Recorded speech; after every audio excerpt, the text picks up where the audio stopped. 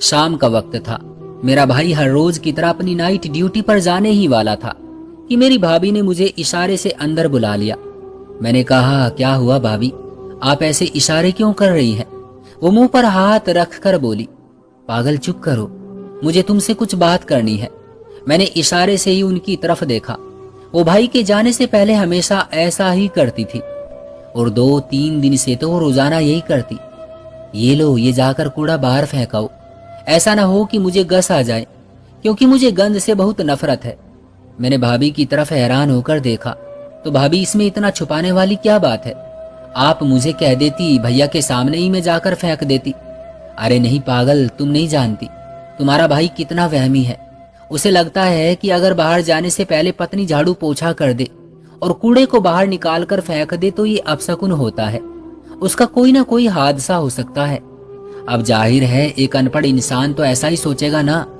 भाभी के मुंह से भाई के लिए अनपढ़ का शब्द सुनकर मुझे बहुत बुरा लगा, पर मैं कुछ नहीं बोली। मैंने सोचा कि शायद भाभी अपने पति को प्यार से ऐसा कहती होंगी, पर ऐसा नहीं था। भाभी भाई से बिल्कुल भी मोहब्बत नहीं करती थी, क्योंकि जब वो बाहर जाने लगे तो भाभी ने हीनता से उनकी तरफ देखा और मुझे कहा कि जाकर दरवाजा बंद कर आओ। मैं हैरान थी कि इतनी मोहब्बत करने वाली भाभी अचानक बदल कैसे गई है।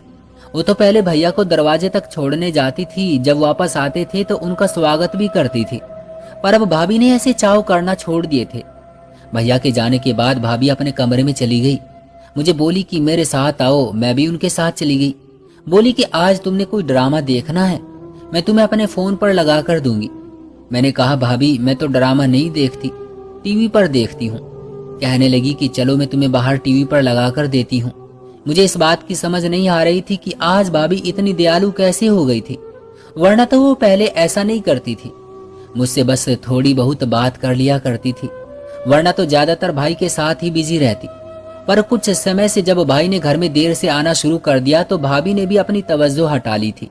अब भाभी ज्यादातर खुद में व्यस्त रहती, अपने आप को सजाती संवारती या फिर सोई रहती। पर आज अजीब बात हुई थी। भाभी मुझे टीवी लॉन्ज में छोड़ने के बाद अंदर अपने कमरे में चली गई और दरवाजे को अंदर से बंद कर लिया। मुझसे कहा कि तुम टीवी देखो। टीवी देखते देखते मेरी आंख लग गई थी। फिर मेरी आंख खुली तो मैंने देखा कमरे में रोशनी चल रही थी, मगर भाभी कहीं ना थी। अजीब सी खामोशी थी। वैसे तो भाभी रात को जल्दी सो जाती थी, पर वो हमेशा कमरे का दरवाजा खुला रखती थी। उस वक्त कमरे का दरवाजा बंद था। मैं बाहर लॉन्ज में बैठी बहुत घबरा रही थी। अंधेरे में परछाई भी मुझे डरा रही थी।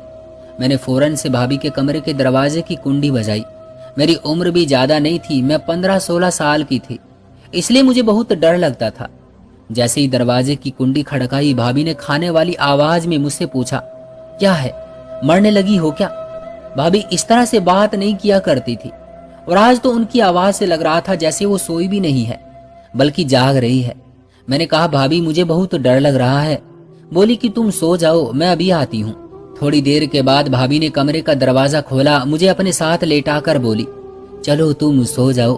टीवी लॉन्ज में एक बेड भी पड़ा हुआ था, उसी बेड पर मुझे लेटा दिया।